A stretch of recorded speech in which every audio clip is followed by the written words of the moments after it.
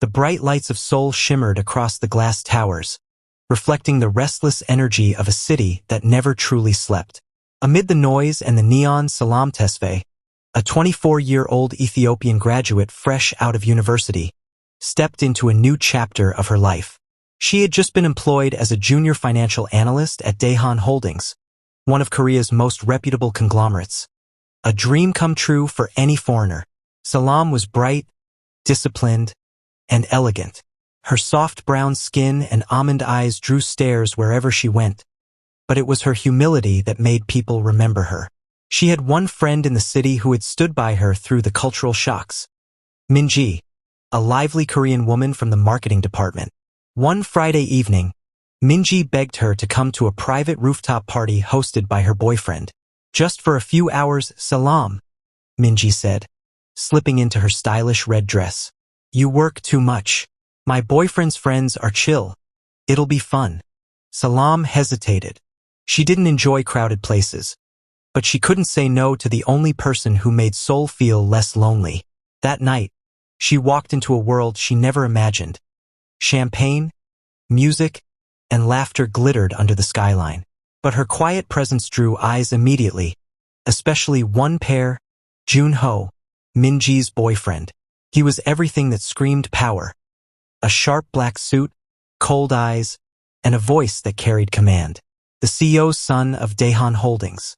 When their eyes met, Salam felt a strange rush, fear and curiosity blending like storm clouds. Junho's gaze lingered too long, even when Minji clung to his arm. Later that night, Salam tried to slip away unnoticed, but he found her by the elevator. You're new at my company, he said, his deep voice calm. Salam Tesfaye, right? Yes, sir, she replied softly, bowing slightly. Don't call me sir, he said. You make it sound like we're strangers. From that night, everything changed. He began finding excuses to see her, inviting her to meetings she didn't belong to, asking for her opinions, protecting her from office politics. Minji noticed the growing distance, the unspoken tension between them. One evening, Minji confronted her. He looks at you like he owns you, Salam, she shouted. Are you doing this to hurt me? Tears filled Salam's eyes. I never wanted this, Minji. I respect you, but feelings aren't always invited. Sometimes they invade. Junho broke up with Minji within days. The media whispered about it. The office buzzed with gossip. Salam tried to leave Daehan Holdings quietly, but Junho wouldn't let her. He went to her apartment one night under the rain, his shirt drenched, eyes burning. You can hate me, he said, but I can't pretend anymore. From the moment I saw you, Salam, nothing else made sense. I'll make it right, properly. And he did. Weeks later, word spread that Junho had flown to Ethiopia, to Salam's family home. He met her parents, bowed before her father, and paid her bride price in full, following Ethiopian custom to honor her roots.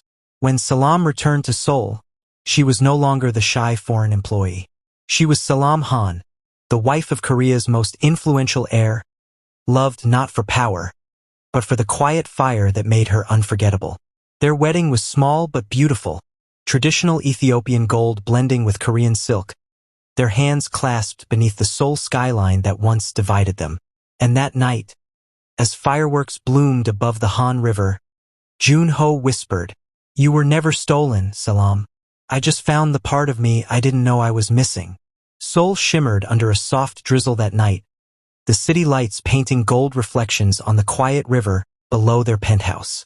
Salam stood by the wide glass window, her silk night robe brushing against her smooth skin, her long curls damp from a shower. The scent of rose oil drifted around her, gentle, calming, like the woman she was becoming. Behind her, Junho watched silently. He had seen her in boardrooms, in laughter, in tears, but nothing compared to this moment. Her calm against his chaos. He walked up to her slowly, wrapping his arms around her waist. You're quiet tonight, he murmured, his lips brushing her shoulder. Salam smiled faintly, her voice soft as a breeze. I was thinking how strange life is. A few months ago, I was struggling to find rent money. Now I'm here with you. Junho turned her gently to face him. His thumb traced the edge of her jaw, eyes burning with a tenderness that even power couldn't hide. You're not here because of me, he said. You're here because you belong here with me. Salam looked up into his eyes, searching, still unsure how someone so feared could love so softly. He tilted her chin and kissed her forehead, slow, reverent, before his lips found hers. It was not rushed or hungry. It was deep, honest, like a promise whispered in the dark. He pulled away slightly, resting his forehead against hers. In Ethiopia, he whispered, you said a man must prove his love before touching the woman's heart. Have I proved it yet? She smiled shyly, eyes glistening. You paid my bride price, she teased. That was quite the proof. He laughed quietly, a sound she rarely heard from him, then lifted her hand to his chest, pressing it over his heart. Then this, he said, voice low and sincere, is my real offering. Every beat, for you. Salam's heart fluttered. She leaned into him, their bodies fitting perfectly, like two languages finally understanding each other. Later that night, they sat on the couch wrapped in a single blanket. He poured her warm tea while she fed him pieces of injera she had made earlier, the sour spongy bread of her homeland. It's the taste of Ethiopia, she said softly. Then I'll eat it every day, he replied. So I never forget where my queen came from. Salam laughed, her cheeks glowing. You and your sweet words. They're not just words, love, he said, brushing a crumb from her lips. You changed me, Salam. Before you, I knew how to control people, not how to care for them. She rested her head on his chest, listening to the steady rhythm of his heart, the one that once belonged to no one. Outside, the rain stopped. The city lights dimmed as dawn approached. In that quiet hour between night and morning, they made love. Not in haste, but like two souls finding home in each other's warmth. His touch was gentle, his whispers in Korean blending with her soft murmurs in Amharic. When the first light broke through the window, Junho held her close and whispered, no matter what they say, no matter what the world thinks, you're my beginning, Salam, my peace. She smiled through sleepy eyes. And you, Junho, you're my forever. The headlines hit Seoul like thunder. Han Junho, heir of Daehan Holdings, marries Ethiopian analyst Salam Tesfaye in a private ceremony. Love beyond borders. A foreign woman becomes part of Korea's most powerful family. And beneath those glossy words came another sound, a whisper sharper than knives. In a small cafe near Gangnam, Minji sat frozen, staring at her phone. The image on the screen showed Junho in a black tuxedo, his arm wrapped tightly around Salam, his gaze filled with a warmth she had never seen before. Her chest tightened. The cup of coffee in her hand trembled. He said I was the only one, she whispered, eyes glistening. He said he wasn't ready for marriage. The betrayal burned deeper because Salam wasn't just anyone. She was her friend, the woman she'd helped fit into Korean culture, whose hair she'd braided, whose laughter once filled her apartment. Minji slammed her phone onto the table. She stole him, she hissed, voice breaking. That foreign girl stole him from me.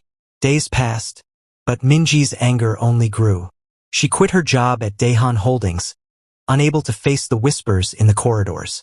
Everyone talked about Salam, how she'd won the heir's heart, how she'd tamed the cold prince. But Minji refused to be forgotten. One evening, she showed up at the Daehan penthouse unannounced. The guards hesitated, but her voice, cold and trembling, made them step aside. Salam was alone, arranging flowers in the living room when Minji walked in. Their eyes met. The air grew heavy. Salam's heart clenched. She hadn't seen her since the night of the breakup. Minji, she whispered. You shouldn't be here. Minji's eyes were wet, her lipstick smeared, but her words came out sharp. Why, Salam? You could have had anyone. You knew he was mine. You knew how much I loved him. Salam's voice trembled. I never meant to hurt you. I fought it. I tried to stay away. Tried. Minji scoffed, stepping closer. You wore your innocence like a crown, but you knew what you were doing. You made him choose you. Salam's tears finally fell. I didn't make him choose me, Minji. Love isn't a command. It just happened. Minji's anger cracked for a moment, replaced by deep, aching pain. Then why wasn't I enough? She whispered, her voice breaking. Before Salam could answer, the front door opened. Junho stepped in, his expression hardening instantly at the sight. He moved in front of Salam instinctively, his tone icy. You shouldn't have come here, Minji. She let out a bitter laugh. You used to say my name so gently. Now you protect her from me. I'm protecting my wife, he said firmly, taking Salam's trembling hand. That one word, wife, sliced through the room like glass. Minji's shoulders sagged. For a moment, the fierce woman who walked in seemed to vanish. Then I guess I've already lost, she whispered. Not just you, but her too. She turned toward Salam, her eyes softening just a little. Take care of him. Don't let the world destroy what I couldn't keep. And with that, she walked away, leaving behind the echoes of what used to be friendship and love. Salam sank into Junho's arms, her body trembling. I never wanted to lose her, she whispered. He kissed her hair softly. Sometimes love costs more than we expect, Salam. But I'll make sure you never pay for it again. Outside, the first snow of winter began to fall, blanketing Seoul in quiet white, as if the heavens themselves were trying to cover the wounds of hearts once torn apart. The first winter snow glistened over the Han River, soft and pure. But inside the Grand Han family mansion, the air was heavy, sharp, and cold. Salam adjusted her hanbok nervously, her fingers trembling slightly as she stood before the massive doors of the main dining hall. She had been invited, no, summoned, by Junho's parents for the first official family dinner since their marriage. Junho squeezed her hand. Stay close to me, he whispered. If it gets too much, just look at me. She nodded, her heart racing. As the doors opened, whispers floated through the elegant room. Long tables of crystal and silver stretched before her, surrounded by members of the Han family. CEOs, ministers, and wives of the elite. Every eye turned toward her. The foreign woman who had dared to marry into Korea's most powerful bloodline. At the head of the table sat Chairman Han, Junho's father, stern, proud, a man whose voice alone could silence boardrooms. Beside him was Madame Han, composed yet cold, her red lips curved in a tight, polite smile. Salam Tesfaye, the chairman began, his deep voice echoing. I've heard much about you. You've caused quite a stir. Salam bowed respectfully. Thank you for inviting me, Chairman Han. Madame Han's eyes narrowed slightly. You are different from what we expected, she said smoothly. Your background, your culture, unusual for our family, but my son seems determined. Junho's jaw clenched. Mother, Salam deserves respect. She's my wife. Respect is earned, Madame Han replied, her tone cool. And love is not always enough to protect reputation. The table grew silent. The hum of tension was almost unbearable. Salam took a deep breath, her voice steady though her heart pounded. Madame Han, I understand your fears. I'm not here to take your son away from his family. I'm here to stand beside him as someone who loves him, not for his name, but for the man he is when no one's watching. The chairman's eyes softened slightly, though he didn't show it. Junho turned to her, pride glowing in his expression. He took her hand in front of everyone. She's not leaving this table, father. She's the future of this family. Madame Han's lips pressed into a line, but she said nothing more. The dinner continued in uneasy silence, but Salam noticed something. The glances of a few cousins had changed. Some with surprise, others with quiet admiration. That night, when they returned to their penthouse, Salam finally let out the tears she'd held in. They'll never accept me, she whispered. No matter how hard I try. Jade cold. Salam adjusted her hanbok nervously, her fingers trembling slightly as she stood before the massive doors of the main dining hall. She had been invited, no, summoned, by Junho's parents for the first official family dinner since their marriage. Junho squeezed her hand. "Stay close to me," he whispered. "If it gets too much, just look at me." She nodded, her heart racing. As the doors opened, whispers floated through the elegant room. Long tables of crystal and silver stretched before her, surrounded by members of the Han family. CEOs, ministers, and wives of the elite. Every eye turned toward her. The foreign woman who had dared to marry into Junho wrapped his arms around her, pulling her close against his chest. "Then I'll build a world where you don't need their acceptance," he murmured. "You're my wife, Salam.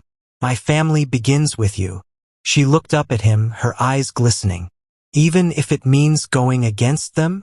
Even if it means losing everything?" He kissed her then, deeply, desperately, as if sealing that vow in their souls. The city lights flickered behind them, casting golden reflections across their bodies. His hands traced her face with reverence, and her fingers curled into his shirt, pulling him closer. The world outside could whisper, judge, and fight, but in that moment, outside, snow continued to fall, silent, endless, pure, like the promise of a love that had already survived storms and would face many more. The weeks that followed were not easy. Every magazine in Seoul still whispered about the foreign wife of Daehan Holdings' heir. Some mocked her accent. Some questioned her beauty. Others called her the exotic scandal. Salam tried to smile through it. Each morning, she stood beside Junho as he left for work, kissed him goodbye, and promised, "I'll be fine." But some nights, when the lights dimmed and the city outside grew quiet, she would sit by the window, her heart aching with loneliness. One afternoon, Madame Han visited the penthouse unannounced. She entered gracefully, her fur coat flowing like a shadow of winter itself. Salam greeted her warmly, bowing slightly. "Amoni," she said respectfully, "Mother." Madame Han studied her, expression unreadable. "You're learning the language," she remarked. "I'm trying," Salam replied gently. "I want to belong here." The older woman sighed, walking toward the window. "Belonging here takes more than words, Salam. The Han family name carries weight and enemies. You will be judged, doubted, and watched. Are you strong enough for that?" Salam's voice was steady, though her hands trembled slightly. "I've crossed oceans, Madame Han. I faced loneliness and prejudice before, but your son's love gives me strength, and I will never let that love shame your name." Madame Han turned. Something in her eyes softened. "You speak with courage," she said quietly. "I see why he chose you." From that day, something subtle began to shift. Madame Han didn't smile yet, but she no longer frowned when Salam entered the room. A month later, Daehan Holdings hosted its annual charity gala, a grand event filled with Seoul's most powerful and elite. Junho stood proudly beside Salam as flashes of cameras lit the hall. She wore a stunning gold Ethiopian-inspired gown, its soft fabric blending perfectly with the sleek Korean hanbok design. When she entered, whispers followed.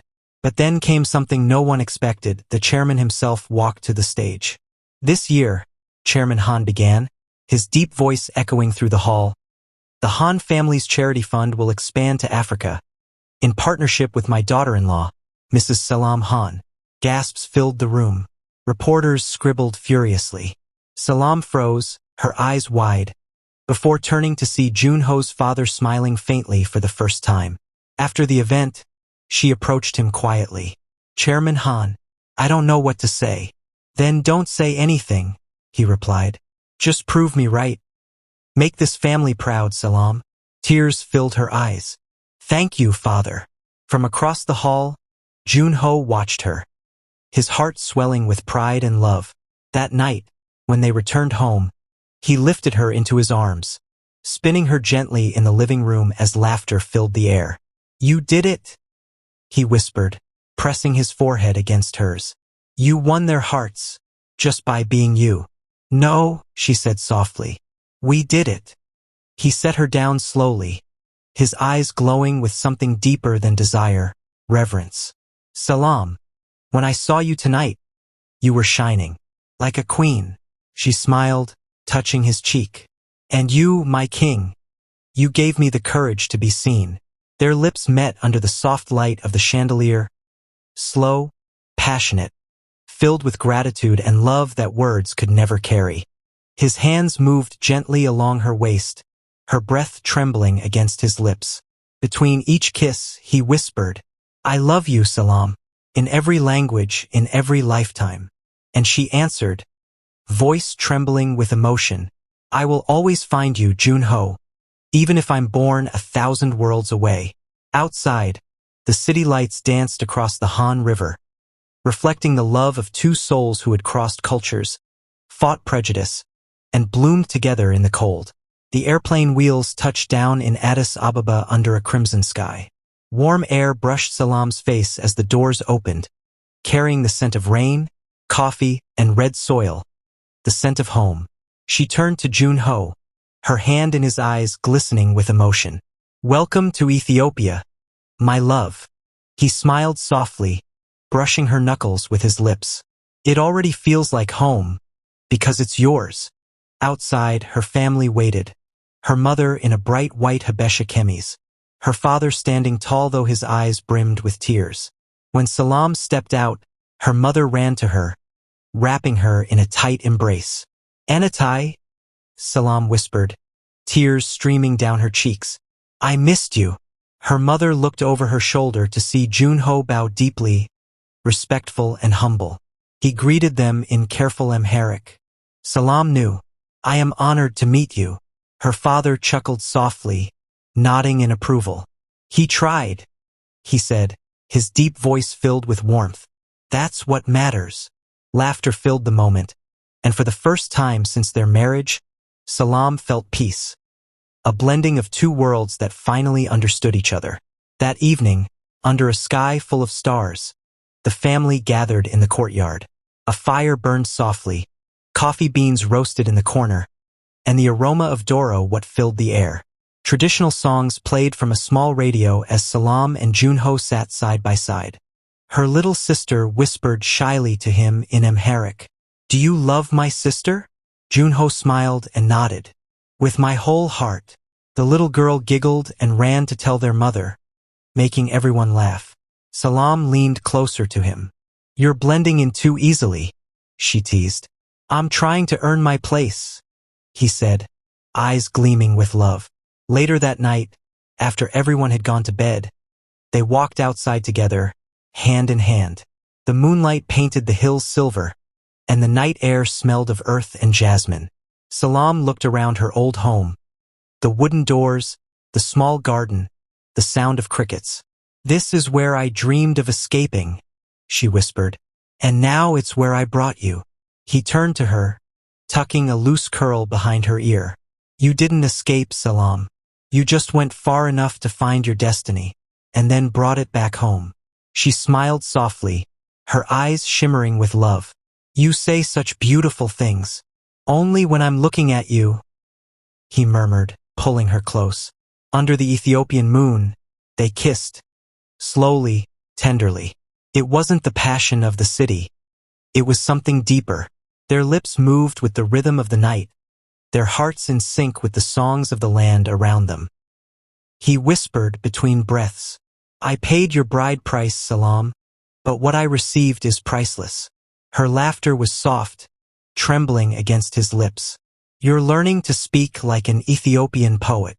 "Then teach me," he said, his forehead resting on hers. "Teach me your words, your world, everything that made you the woman I love." She kissed him again, her voice low and full of warmth.